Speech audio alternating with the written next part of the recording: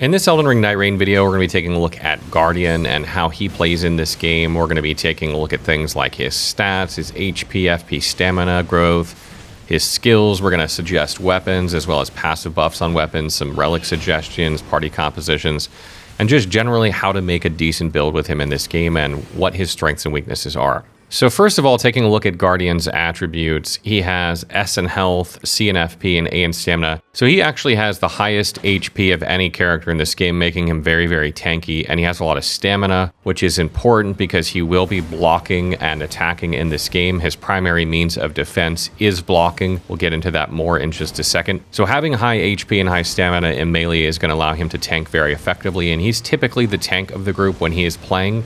It's not always true. He can definitely play offensively.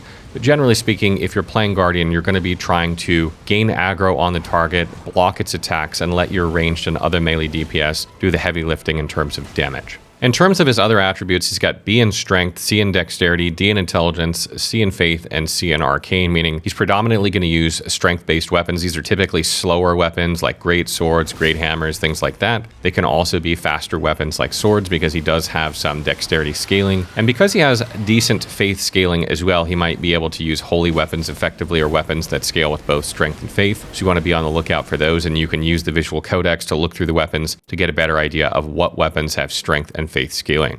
However, his intelligence faith are not that great, neither is his arcane, and he doesn't have a lot of FP, so you're not likely to cast spells with him generally. That doesn't mean you might not be able to pick up like a buff of some kind, like Golden Vow or something on a seal. Something that can buff your protection and damage would probably be very good for him and a good use of his FP. So because Guardian is likely to use his shield since he begins with one, and you'll be likely looking for better shields throughout the game, we're going to talk a little bit about shields and their mechanics, how guard boost works, what protection is, and just generally some information about shields that you may not be aware of if you're new to Nightreign.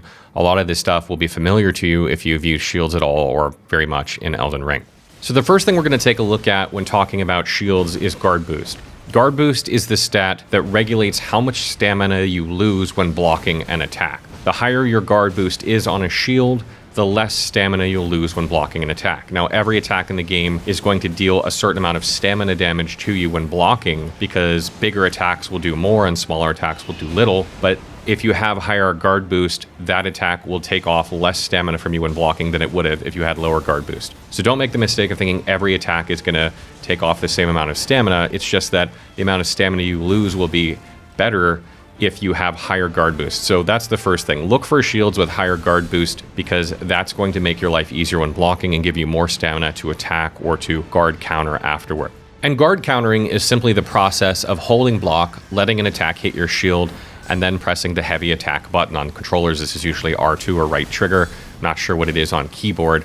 But when you do this, you'll actually do an attack into the enemy, and most basic enemies will be guard broken or stance broken from this, allowing you to do a critical strike. Some bosses will require multiple times to do this, but it's a great way to do this, and you should get in the habit of doing it when you can when you're playing Guardian. Sometimes you can get interrupted or you don't have enough time to do one, but it's definitely a mechanic that you should learn to use and learn to use regularly when playing as Guardian. Now, the next thing to note about shields in Elden Ring Nightreign is that they all have a different amount of guarded damage negation. This means how much damage do you take when you block an attack versus a certain damage type. In Nightreign, every single shield in the game has 100% physical guard damage negation, meaning that even the tiniest shields and shields that you had in Elden Ring that didn't have 100% now have 100%. So you can block any physical damage attack, whether it's a blunt damage, strike damage, or slash damage, or pierce damage. All those are blockable 100% with the shield as long as you have the stamina. But every other damage negation type, lightning, holy, magic, fire, has a value that is essentially the percentage. So if you see 18, that means 18%. If you see 50, that means 50%. That's how much damage will be negated when you block an attack that does that damage type. Oftentimes, attacks do a mix of different damage types like physical and holy. So in this case, if an attack did 50% physical and 50% holy, and you had 50% on holy and 100% on physical, you wouldn't take any of the physical damage, and you would only take 50% of the holy damage. So learning what negation each shield has is kind of important, and the downside to this is that when you're out in the field, you cannot see these stats on the shield. You can only see them in the visual codex when you're in town or when you go into the chest and look at them. So you should spend some time in the visual codex and familiarize yourself with what good shields are. Typically, the larger the shield, the better the damage negation is. So if you're not sure, just kind of get an idea of the size of the shield. If you're using a bigger shield, it probably has better damage negation than a shield that doesn't. Or you can look in the names of shields. For instance, if a shield has something like fire in its name or lightning in its name or something like that, typically those sort of shields will protect more against those damage types. It's not always true, but if you just take a look again at like the Smoldering Shield, for instance, it has 56 fire under negation versus the 14, 37, and 37 of magic. That kind of gives you a clue that right away it's a pretty good shield against fire. The next thing to note about shields in Elden Ring Nightreign is they have something called hardness. Hardness dictates whether an enemy is going to rebuff off your shield when they attack or not, depending on the type of the attack that they do. Great shields have higher hardness than regular shields and small shields, meaning that a lot of enemy attacks will rebuff off them, giving you a safer opportunity to get a guard counter, a block counter, or to attack afterward, or for your teammates to attack afterward without the enemy continuing its attack chain. When you block with a regular shield, a small shield, and an enemy is doing a 3-hit combo, they will typically do the entire combo on your shield before stopping, and that can drain a lot of stamina and also not giving you a very good opportunity to counterattack. Whereas when they attack into a great shield, they'll be interrupted in their combo after the first attack, allowing you to return fire on them. So always look for a great shield in this game. There is no equipment weight, unlike Elden Ring, so you don't need to be concerned with how heavy is this shield, does it make me slower, anything like that. The answer is no. Try and look for great shields when playing Guardian to get that extra hardness, and great shields typically have much more damage negation than regular and small shields. So always, always, always prioritize a great shield over a lesser one if possible. And the last thing to note about shields is that many shields have their own weapon skills, and when you have a shield equipped in your left hand and you have a weapon equipped in your right hand, when you go to use your weapon skill, it will use that of your shield if it has one. So you need to familiarize yourself with shields and what their weapon skills do in order to not inadvertently use a weapon skill that you don't want. Maybe you're trying to use the one on your weapon, but you can't because of the shield that you're using. So in the case that you want to use your weapon skill, but you have a shield equipped in your left hand, you'll have to two-hand your weapon in order to use the weapon skill of your weapon, and then you can switch back to one-handing each in order to be able to continue to block with your shield. So keep in mind what those are. Maybe spend some time learning what the weapon skills of shields are. The Jellyfish Shield, for instance, has a very fantastic skill called Contagious Fury that boosts your overall damage for I think it's like 30 seconds or something like that. So there are shields out there that can do wonderful things for you, and ones that have no skill on them simply let you use your weapon skill without having to two-hand, which can be also very nice if you like the weapon skill you have on your weapon.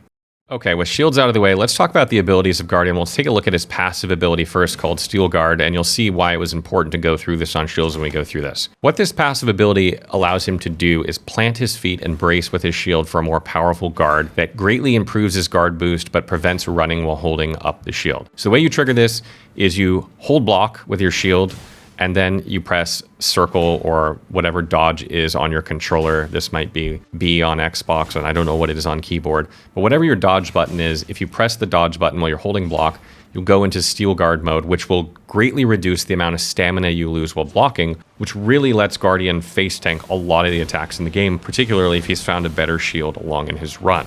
The major downside of this, though, is that you can't run while this is happening, and it can put you into a situation where you can't get out of the attacks. So when you're using it, you're almost forced to just keep blocking or maybe dodge backward if you can, but you're not going to be able to move very quickly at all. Your mobility is greatly reduced. So try and use this when you know lots of big attacks are incoming and you can't get out of the way. Additionally, one of the biggest downsides of Guardian in my experience is the fact that he doesn't have a typical dodge roll like the other classes in the game do, or most of the other classes in the game do. He has kind of a little sidestep, and this doesn't allow him to dodge out of the way of very large AoE attacks easily because he just can't dodge far enough to get out of them. So a lot of times he's simply forced to block them whether he wants to block them or not, and depending on whether he's found any better shields or not, that might mean you're taking 60-50% of the damage that you block with, which can be a lot if you have to block repeated strikes simply because you can't get out of the way. So it's really, really important when you're playing Guardian to try and find a shield that has other damage type mitigation that's much higher than his base shield, because when you're in these situations, you don't want to take any more damage than necessary. Another important thing to note is that when you're using Steel Guard as well, you will drain stamina constantly over time that you're holding up the shield. So you can't do it forever, and having a larger stamina pool will make it easier to do this for a longer period of time, and will also give you more stamina that enemies can block into before you get guard broken, because if they attack too much, you don't have enough stamina, you will be guard broken and vulnerable. His character skill is called Whirlwind, and it has about a 15-second cooldown, which is longer than a lot of other characters' skills, but it's very effective at handling groups of enemies because it does an AoE around Guardian that will deal damage and knock enemies into the air and down a lot of times if they're smaller enemies, or can pull them towards him. And if you hold the button when you do it, it will like take a little bit longer to do, and it will do it in a much larger radius, hitting more enemies. So I highly recommend using the charged version of it, and it's really good for clearing packs and like camps and forts and things like that, where you don't want to waste a lot of time taking out each individual enemy. You can just go in and kill all of them simultaneously, especially if they're weak, or at least deal a lot of damage to them or group them up. Or even if you're fighting like some of the bosses where it's like a knight boss or a humanoid boss like a fire monk, you can knock them down with this, giving yourself a huge opportunity and your team a huge opportunity to attack without having to worry about taking damage at the same time. So that can be a really good use of it as well. And next we'll take a look at Guardian's ultimate art, which allows him to leap up into the air and then crash back down on enemies, dealing damage in a large AoE, and also it can res allies even from being 3 full bars. So this is a really, really good skill if you have 1 or 2 downed allies that are going to be very difficult to pick up, which is why a lot of times during boss fights, if you're Guardian, especially if there's only 1 boss, you're going to be hanging on to your ultimate in case your teammates go down so that you can pick them up very, very easily. Additionally, if you hold R2 while you do this ability, it will consume more of the gauge, and it will raise a protective area around you in a large AoE for as long as you continue to hold it. That will make you and your allies immune for damage for up to about 5 seconds. I think that's about the longest you can hold it. So good Guardians will not only learn to use this to res their allies, but will also use it preemptively in situations where they know maybe their allies are prone to taking a lot of damage, to prevent that damage so that they don't gain a little blip on their downed wheel, and they can be resed easier in the future. I also really love using the AoE for trash mobs when you're like running through a fort or a camp and you just want to wipe out like a bunch of them very, very quickly, especially if you don't have any difficult boss battles coming up and you have time to recharge it. Or if you run into like multiple bosses that have like 2 or 3, 4 of them at once, you can hit them all simultaneously and deal a much more damage than you would if you use this on a single target. But generally you don't want to use this for the damage unless you can hit many, many targets. Otherwise you want to save it for its protective properties. And it can also get you out of a pinch, as I mentioned earlier, that Guardian has trouble with mobility sometimes, especially when he's using his passive ability, and he doesn't have a dodge that can get him out of the way of a lot of attacks, but he can iframe through a lot of attacks using this and get out of the way if he needs. It's not always the best use of it, but it can prevent you from going down in a pinch. Now, when you're talking about what weapons to use when you're playing Guardian, again, as I mentioned earlier, he has predominantly strength scaling for his stat, but also dexterity. If you use thrusting weapons like spears or thrusting swords or larger thrusting swords, you can actually poke and block at the same time, which can keep you protected. So you might want to consider one of those weapons if you're playing Guardian, or you're just going to simply want to pick a weapon that is very effective for you, that like you're good at, that you know very well. But typically these are going to be like great swords or a great hammer or something like that. I even use a straight sword sometimes when playing Guardian just to be able to attack more reliably. But you're going to want to be able to use something that you're predominantly planning on blocking with and then counterattacking with or doing guard counters with. And some weapons have longer guard counters than others.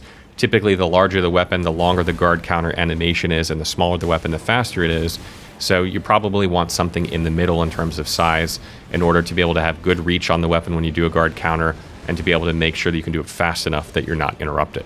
Bonuses you want to look for on your weapons are anything that boosts you while you're guarding, like whether it's going to give you more protection or more attack power. Anything off guarding is good because you're going to be guarding a lot. You also want to be looking for anything that's going to increase your stamina or your protection, or maybe health back on attacks or give you health on critical strikes. Anything that's going to improve your survivability. As Guardian, damage is kind of secondary for you. You can still deal fantastic damage, but staying alive is more important, because if you stay alive and your teammates go down, you can res them. And if you go down and your teammates are alive, it's much more difficult. So staying alive is what you should prioritize, anything that's going to make your survivability higher. You can also look for things, though, that like improve block countering or guard counters, increase the damage of those. That can be very good too.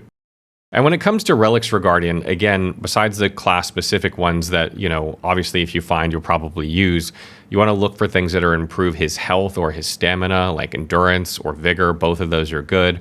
Or anything that gives him like threat while guarding is good, because it's very difficult sometimes as Guardian to hold aggro against the constant relentless DPS of ranged characters and other melee characters. So if he has a way of increasing his threat by like holding block, that can make it easier for him to hold the attention of enemies. So that's definitely relics I would look out for as well. And anything else that can apply status effects, like if you can get poison on your weapon or bleed on your weapon or any relics that apply this, it can be good because that can allow you to do a lot of damage over time on a target while you continue to block and hold aggro, and you're not so worried about going crazy on the target. You're doing just enough hits to trigger the status effect, then prioritizing defense while it does its work, and then trying to trigger it again and kind of alternating. It'd be a great way to help out with damage, but also not have to go crazy in order to hold it. And there are also buffs that replenish your health while you have poison on a nearby target or Scarlet Rot, and also there are talismans that improve your damage when this is the case. So if you like have a poison weapon, you set poison on a boss and you continuously gain HP, that just makes you even harder to kill, and that's a nice synergy. When it comes to party composition with Guardian, he fits well into just about any group. I think probably the biggest problem he might have is if he's in a group with other Guardians, because they might all be vying for aggro in order to play the way that they're playing. Doesn't really make sense to have a shield block counter hold threat if other characters in your group are trying to do the same thing. And he also might have a little bit of trouble if he has an Executor in his group, because Executor wants aggro on him as well in order to use his parry and deflect mechanic, because that's what's going to charge up his sword and allow him to use his special attack. So if you have another Executor in your group, that Executor is going to have to kind of shy away from that playstyle and be more aggressive, like attacking normally, or you guys are going to be competing for aggro, which is not great. Otherwise, just about any other combination is good. Having other melee characters is fine as long as you're the one trying to hold aggro on bosses and things like that. And obviously having ranged characters is also really good because you can just sit there and hold the boss while they range into it.